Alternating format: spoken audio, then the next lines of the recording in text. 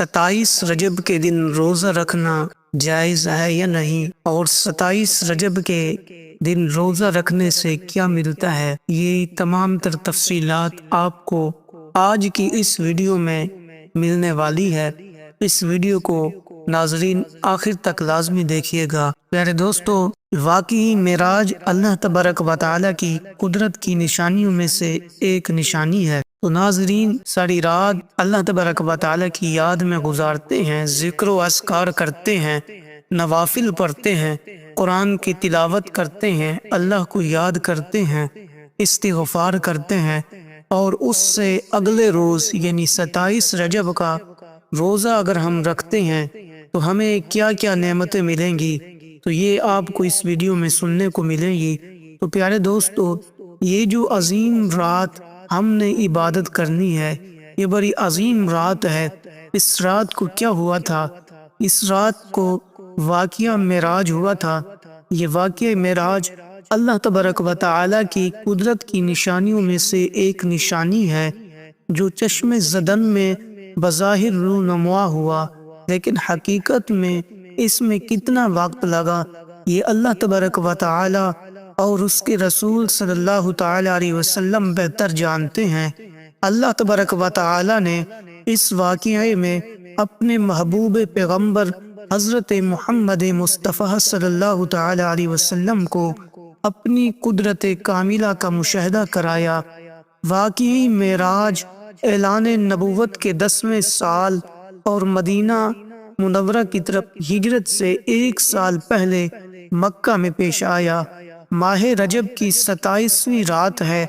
اللہ تبارک و تعالی فرشتوں سے ارشاد فرماتا ہے، اے میرے فرشتوں، آج کی رات جنت الفردوس کو لباس پہنا دو اور زیور سے آراستہ کر دو، میری فرما برداری کا قلعہ اپنے سر پر باندھ لو۔ اے جبرائیل، میرا یہ پیغام میکائیل کو سنا دو کہ رزق کا پیمانہ ہاتھ سے علیحدہ کر دے۔ اسرافیل سے کہہ دو کہ وہ سور کو کچھ دیر کے لیے موقوف کر دے۔ اے جبرائیل، عزریل سے کہہ دو کہ کچھ دیر کے لیے روحوں کو قبض کرنے سے ہاتھ اٹھا لے۔ اے جبرائیل، رضوان سے کہہ دو کہ وہ جنت الفردوس کی درجہ بندی کرے۔ اے جبرائیل، مالک سے کہہ دو کہ دوزخ کو تالا لگا دے۔ عالم ارواح کی روحوں سے کہہ دو کہ وہ آراستہ اور پیراستہ ہو جائیں اور جنت کے محلوں کی چھتوں پر صف بستہ کھڑے ہو جائیں، اور جنت کے جو محل ہیں ان کی چھتوں پر اس طرح سے کھڑے ہوں جیسا کہ یوں معلوم ہو جیسے سر بستہ کھڑے ہیں، مشرق سے مغرب تک، جہاں جہاں جس جگہ قبریں ہیں ان سب سے عذاب ختم کر دیا جائے۔ آج کی رات شب معراج ہے۔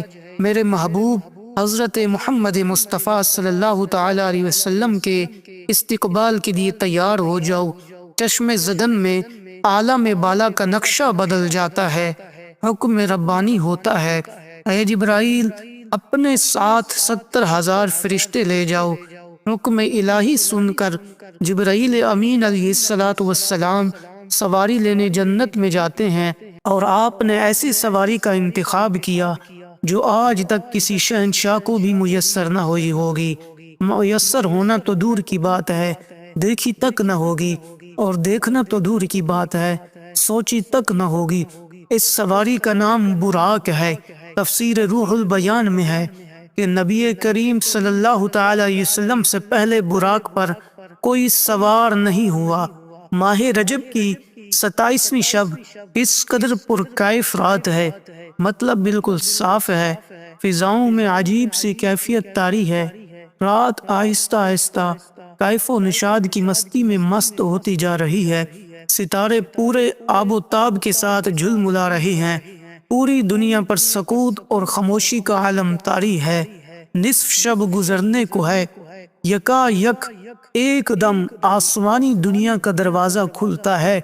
انوار و تجلیات کے جلوے سمیٹے حضرت جبرائیل علیہ السلام نورانی مخلوق کے جھرمٹ میں جنتی براق لیے آسمان کی بلندیوں سے اتر کر حضرت ام ہانی رضی اللہ تعالی عنہا کے گھر تشریف لاتے ہیں، جہاں ماہ نبوت حضرت محمد مصطفیٰ صلی اللہ تعالی علیہ وسلم محو خواب ہیں، آنکھیں بند کیے ہوئے ہیں، دل بیدار لیے آرام فرما رہے ہیں۔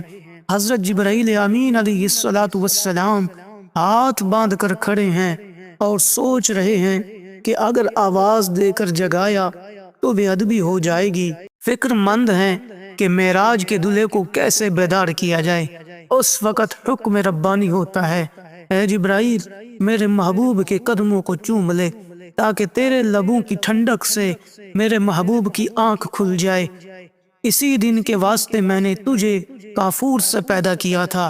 حکم سنتے ہی جبرائیل امین علیہ السلام آگے بڑھے اور اپنے کافوری ہونٹ محبوب دو عالم حضرت محمد مصطفیٰ صلی اللہ تعالی علیہ وسلم کے پاؤں مبارک سے مس کر دیے۔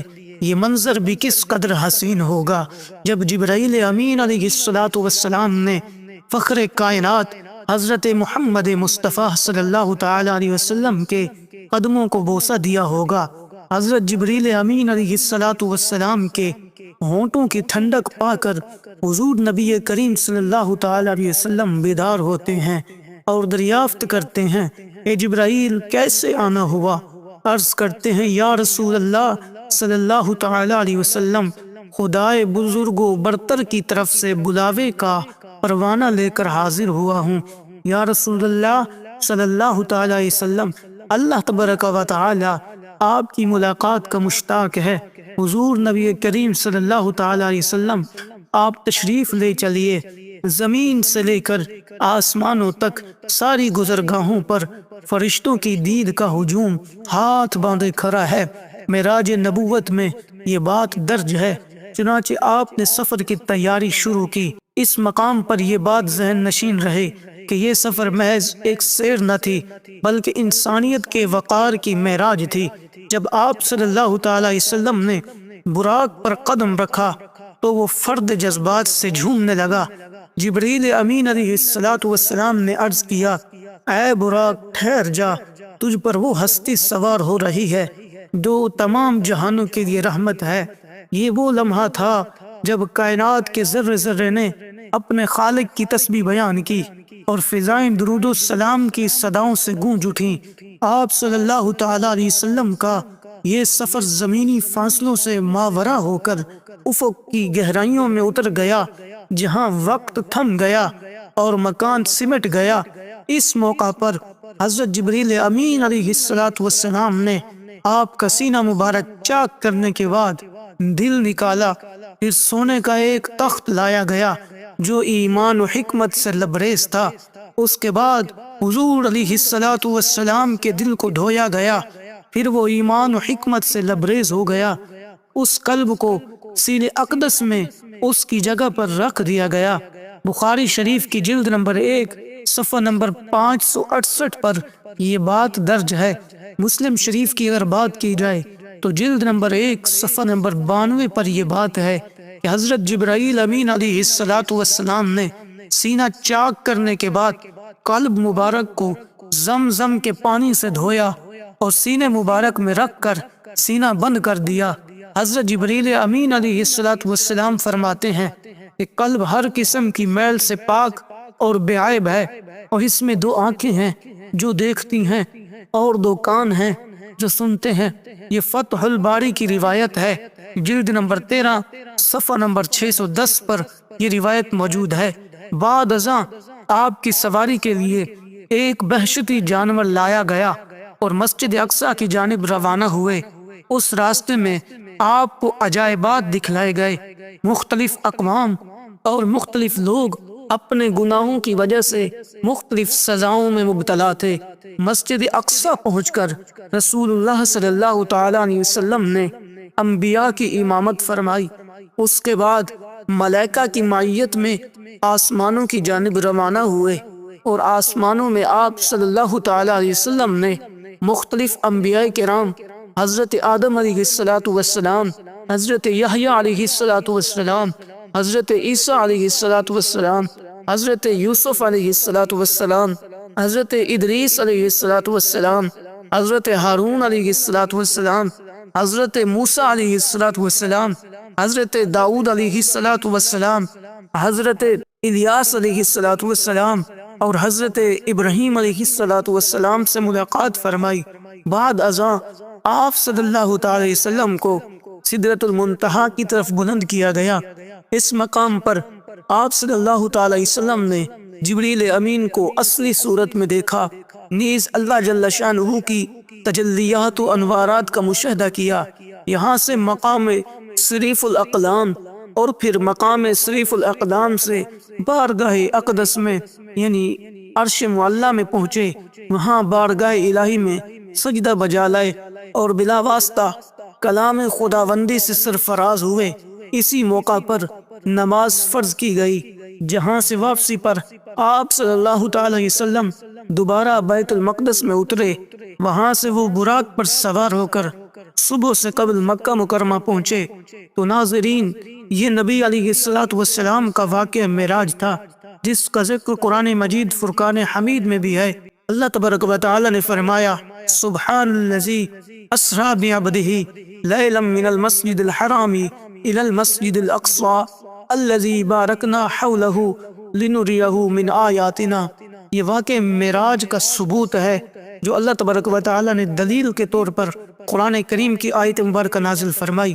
یہ آیت مبارکہ اس وقت نازل ہوئی جب لوگوں نے باتیں کرنا شروع کر دی، جب حضور نے لوگوں کو بتایا کہ مجھے واقع معراج ہوا تو لوگ ہنسنے لگے، مذاق کرنے لگے اور کہا کہ اتنے تھوڑے سے عرصے میں آسمانوں کی سیر کرنا، جنت و جہنم کی سیر کرنا، عرش معلی تک جانا، مسجد اقصی کی سیر کرنا، پھر واپسی بھی آ جانا، یہ کیسے ہو سکتا ہے؟ تو پھر اللہ رب العالمین نے قرآن کریم کی آیت مبارکہ نازل فرمائی۔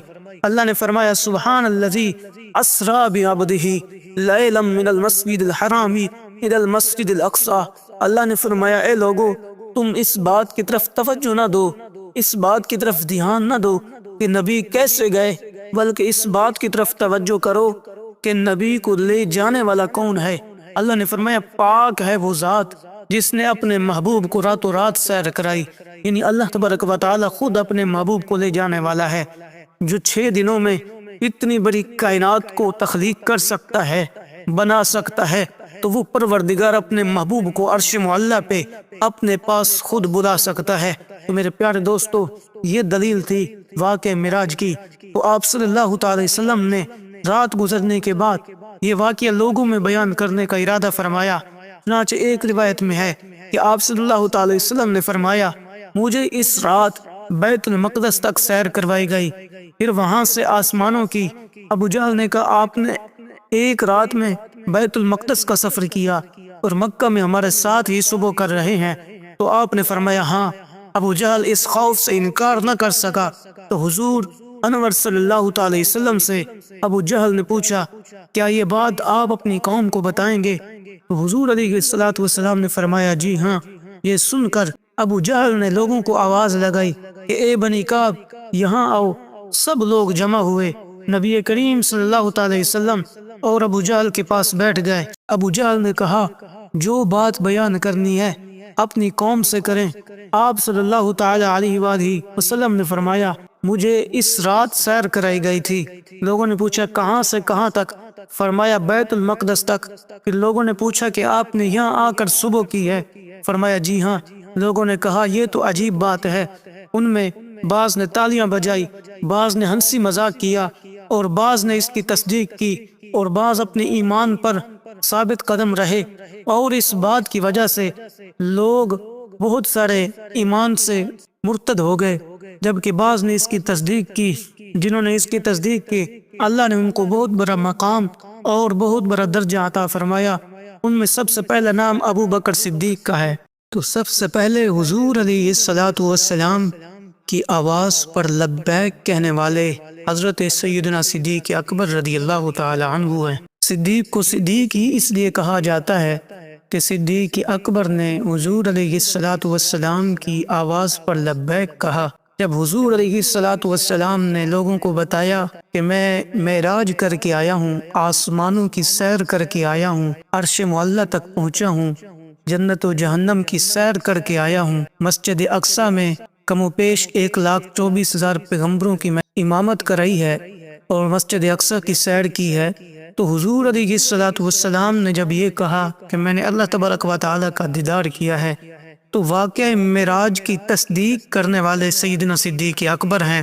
جب حضور نے لوگوں کو یہ بتایا تو ابو جہل ہنستا ہوا مذاق کے طور پہ سیدنا صدیق اکبر رضی اللہ تعالیٰ عنہ کے دروازے پہ پہنچا، دستک دی، آواز آئی، کون؟ کہا ابو جہل۔ صدیق اکبر باہر نکلے، کہا کیا کہتا ہے؟ اس نے کہا یہ بتاؤ، ایک شخص اگر یہ دعویٰ کرے کہ میں راتوں رات آسمانوں کی سیر کر کے آیا ہوں، جنت و جہنم کی سیر کر کے آیا ہوں، مسجد اقصی میں کم و بیش 1,24,000 پیغمبر سے میں ملا ہوں، مسجد اقصی کی سیر کی ہے، اور میں اللہ تبارک و تعالیٰ کی بارگاہ تک پہنچا ہوں، حتیٰ کہ میں نے اللہ تبارک و تعالیٰ کا دیدار بھی کیا ہے، تو کیا آپ اس بات کی تصدیق کریں گے؟ کیا آپ اس بات کو مان لیں گے؟ تو سیدنا صدیق اکبر رضی اللہ تعالیٰ عنہ نے یہ نہیں کہا کہ ہاں نہیں مانتا میں، یا میں مانتا ہوں، بلکہ صدیق اکبر نے یہ کہا پہلے یہ بتاؤ یہ بات کرنے والی کون سی ہستی ہے؟ تو ابو جہل نے کہا کہ وہ حضور علیہ الصلوۃ والسلام ہے جس کا آپ لوگ کلمہ پڑھتے ہو، وہ آپ کے یار جناب محمد الرسول اللہ ہیں۔ سیدنا صدیق اکبر نے کہا تم یہ کہتا ہے کہ جناب محمد رسول اللہ صلی اللہ تعالی وسلم آسمانوں کے اوپر لا مکان تک گئے، عرش معلیٰ تک گئے، اللہ کا دیدار کیا، مسجد اقصی میں پہنچے، تو یہ کہتا ہے اگر تو یہ بھی کہے کہ نبی اس سے بھی اوپر گئے تو میں یہ بھی ماننے کے لیے تیار ہوں۔ تو سیدنا صدیق اکبر نے واقعہ معراج کی تصدیق کی تو اللہ تبارک و تعالی نے قرآن کریم کی آیت مبارکہ نازل فرمائی، والذی جاء بالصدق وصدق به اولئک هم المتقون۔ یہ اس بات کی دلیل ہے کہ حضور علیہ الصلوۃ والسلام کی سیدنا صدیق اکبر نے واقعہ معراج میں تصدیق کی تو اللہ نے آپ کو صدیق کہا۔ صدیق کا معنی ہوتا ہے سچا۔ تو پیارے دوستو، سب سے پہلے جنہوں نے تصدیق کی ہے وہ سیدنا صدیق اکبر رضی اللہ تعالیٰ عنہ ہے۔ لوگوں نے مذاق کیا، لوگوں نے حضور علیہ الصلوۃ والسلام کو برا بھلا کہا، کسی نے کہا یہ کاہن ہے، کسی نے کہا یہ پاگل ہو چکا ہے، نعوذ باللہ، اس طرح کی باتیں کی، لیکن سیدنا صدیق اکبر اور وہ نبی کے صحابہ جو اس بات پہ ڈٹے رہے اور انہوں نے اس بات کو مانا، تو پھر اللہ تبارک و تعالی نے قرآن کریم کی آیت مبارکہ نازل فرمائی، سبحان الذی اسریٰ بعبدہ۔ یہ آیت مبارکہ اور سورہ نجم کی شروع والی آیات، والنجم اذا ہوا ما ضل صاحبکم وما غوا وما ینطق عن الہوا ان هو الا وحی یوحی علمہ شدید القوی ذو مرۃ فاستوی وہو بالافق الاعلی۔ تو پیارے دوستو، یہ شروع والی 12-13 جو آیتیں ہیں سورہ نجم کی، یہ اس بات کی دلیل ہیں کہ حضور علیہ الصلوۃ والسلام کہاں سے کہاں تک گئے اور کتنی دیر وہاں رہے۔ تو اس آیت مبارکہ میں اللہ تبارک و تعالی نے سب کچھ بیان کر دیا ہے۔ تو پیارے دوستو، اب آپ نے 27 رجب کا روزہ رکھنا ہے یا نہیں؟ اکثر لوگ ہمارے معاشرے کے اندر یہ کہتے پھر رہے ہیں کہ 27 رجب کا روزہ نہیں رکھنا چاہیے، اسی طرح مخصوص کر کے 27 رجب کو روزہ نہ رکھیں، اور 27 رجب شب معراج کی رات ہے، اس رات میں عبادت نہیں کرنی چاہیے، اس طرح کی باتیں کرتے ہیں۔ تو یہ تمام سوالات جو لوگ کہتے ہیں کہ عبادت نہیں کرنی چاہیے شب معراج کے اندر اور 27 رجب کا روزہ نہیں رکھنا چاہیے، تو پیارے دوستو، اس کا جواب یہ ہے کہ شب معراج میں عبادت کرنا جائز ہے۔ اس میں عبادت کرنے کی فضیلت خود عارف باللہ شیخ محقق شیخ عبدالحق محدث دہلوی رحمۃ اللہ علیہ بیان کرتے ہیں۔ وہ فرماتے ہیں رجب میں ایک ایسی رات ہے جس میں عبادت کرنے والوں کے لیے 100 سال کی نیکیوں کا ثواب لکھا جاتا ہے، اور یہ رجب کی 27ویں رات ہے۔ جو اس رات 12 رکعت نماز نفل اس طرح ادا کرے کہ ہر رکعت میں سورۃ فاتحہ اور سورۃ اخلاص پڑھے اور سلام کے بعد سبحان اللہ والحمد للہ ولا الہ الا اللہ واللہ اکبر کو 100 دفعہ پڑھے اور اللہ تعالیٰ سے 100 دفعہ استغفار کرے اور نبی پاک صلی اللہ تعالی وسلم پر 100 بار درود پڑھے اور اپنے لیے دنیا و آخرت میں سے جو چاہے مانگے اور صبح کو روزہ رکھے، تو بے شک اللہ تعالیٰ اس کی سب دعاؤں کو قبول فرمائے گا سوائے اس دعا کے جو گناہ کی ہو۔ اس روایت کو امام بیہقی نے بیان کیا ہے شعب الایمان کے اندر، اور انہوں نے حضرت سیدنا انس بن مالک رضی اللہ تعالیٰ عنہ سے روایت کیا ہے۔ تو ناظرین، اس روایت سے معلوم ہوا کہ سیدنا شیخ عبدالحق محدث دہلوی رحمۃ اللہ علیہ یہ وہ ہستی ہیں جنہوں نے جاگتے ہوئے نبی علیہ الصلوۃ والسلام کا 72 مرتبہ دیدار کیا ہے۔ تو اتنے بڑے جلیل القدر تابعی حضرت شیخ عبدالحق محدث دہلوی اللہ کے ولی، انہوں نے اس بات کو نقل کیا ہے، اور انہوں نے حضرت امام بیہقی سے روایت کیا تو انہوں نے سیدنا انس بن مالک سے روایت کیا ہے۔ یہ کتنی بڑی روایت ہے! یہ روایت اس بات کی دلیل ہے کہ شب معراج کی رات عبادت کرنا اور صبح کو روزہ رکھنا یہ حدیث پاک سے ثابت ہے، اور شب معراج کی عبادت کرنی چاہیے۔ اسی طرح شب برات کی شب قدر کی جو فضیلت ہے، اس کی اہمیت ہے، شب معراج کی جو فضیلت اور اہمیت ہے، اس کی فضیلت میں متعدد احادیث بھی مروی ہیں۔ حضرت علی رضی اللہ تعالیٰ عنہ سے ایک روایت ہے کہ رسول کریم صلی اللہ علیہ وسلم نے ارشاد فرمایا کہ جب رجب کی 27ویں رات آتی ہے تو رات کو جاگا کرو اور اس کے دن میں روزہ رکھا کرو۔ جب سورج غروب ہوتا ہے تو اس وقت سے اللہ تعالیٰ آسمان دنیا کی طرف نزول رحمت فرماتا ہے اور یہ اعلان کرتا رہتا ہے کہ ہائے کوئی مغفرت طلب کرنے والا تاکہ میں اس کو بخش دوں، ہائے کوئی رزق طلب کرنے والا تاکہ میں اس کو رزق دوں، ہائے کوئی مصیبت زدہ تاکہ میں اس کو اس سے نجات دوں۔ یہ اعلان طلوع فجر تک ہوتا رہتا ہے۔ اسی طرح ایک اور روایت بھی ہے، ام المومنین حضرت عائشہ صدیقہ رضی اللہ تعالی عنہا سے مروی ہے۔ آپ فرماتی ہیں ایک رات میں نے حضور کو اپنے بستر پر نہ پایا تو میں حضور صلی اللہ تعالی علیہ وآلہ وسلم کی تلاش میں نکلی۔ میں نے حضور علیہ السلام کو جنت البقیع میں پایا۔ حضور سرور کائنات صلی اللہ تعالی علیہ وآلہ وسلم نے فرمایا اللہ تعالی رجب کی 27ویں رات کو آسمان دنیا کی طرف نزول رحمت فرماتا ہے اور قبیلہ بنی کلب کی بکریوں کے بالوں سے بھی زیادہ لوگوں کو بخش دیتا ہے۔ تو پیارے دوستو، ان روایات سے معلوم ہوتا ہے کہ 27 معراج کی رات عبادت کرنا جائز ہے اور اللہ تبارک و تعالی کو راضی کرنا چاہیے، اور صبح کا روزہ رکھنا بھی جائز ہے۔ تو اب روزے کی بات کرتے ہیں۔ سوال یہ ہوتا ہے کہ رجب کی 27ویں کا روزہ رکھنا جائز ہے یا نہیں؟ اس کا جواب یہ ہے جو شخص رجب کی 27ویں تاریخ کا روزہ رکھے اللہ پاک اس کے لیے 60 مہینے کے روزوں کا ثواب لکھ دیتا ہے۔ حضرت سلمان فارسی رضی اللہ تعالیٰ عنہ روایت کرتے ہیں رسولوں کے رسول مقبول صلی اللہ تعالی علیہ وسلم نے فرمایا رجب میں ایک دن اور ایک رات ہے، جو اس دن روزہ رکھے اور رات کو قیام میں عبادت کرے تو گویا اس نے 100 سال کے روزے رکھے اور 100 سال شب بیداری کی، اور یہ رجب کی 27 تاریخ ہے۔ شعب الایمان کی روایت ہے رجب میں ایک رات ہے کہ اس میں نیک عمل کرنے والے کو 100 سال کی نیکیوں کا ثواب ملتا ہے، اور وہ رجب کی 27ویں رات ہے۔ جو اس رات میں 12 رکعت اس طرح پڑھے کہ ہر رکعت میں سورۃ فاتحہ اور ایک سورۃ اخلاص کو 3 مرتبہ پڑھے، پھر اس کے بعد 100 بار یہ کلمہ پڑھے سبحان اللہ والحمد للہ ولا الہ الا اللہ واللہ اکبر، اس کے بعد استغفار کرے 100 بار اور 100 بار درود شریف پڑھے، اور پھر اپنی دنیا و آخرت کے لیے جس چیز کی بھی طلب کرے گا، جس چیز کی بھی دعا مانگے گا، اللہ تبارک و تعالی اس کو عطا فرمائے گا۔ اور صبح کو روزہ رکھے تو اللہ پاک اس کی سب دعائیں قبول فرمائے گا سوائے اس دعا کے جو گناہ کے لیے ہو۔ محترم سامعین، معلوم یہ ہوا کہ 27 رجب کے دن روزہ رکھنا جائز ہے، اور باقاعدہ طور پہ احادیث مبارکہ سے یہ ثابت ہے کہ صحابہ کرام نے رکھا اور حضور علیہ السلام نے 27 رجب کا روزہ رکھا۔ دعا ہے اللہ ہمیں 27 رجب کا روزہ رکھنے کی توفیق عطا فرمائے۔ اور پیارے دوستو، اللہ تبارک و تعالیٰ کے 99 ناموں میں سے ایک نام کمنٹ میں ضرور لکھیے گا۔ اللہ تبارک و تعالیٰ ہم سب کا حامی و ناصر ہو، اور اپنا نام کمنٹ میں ضرور لکھیں تاکہ 27 رجب کی رات جو خصوصی دعا ہوگی آپ کو بھی اس خصوصی دعا میں یاد رکھا جائے۔ السلام علیکم۔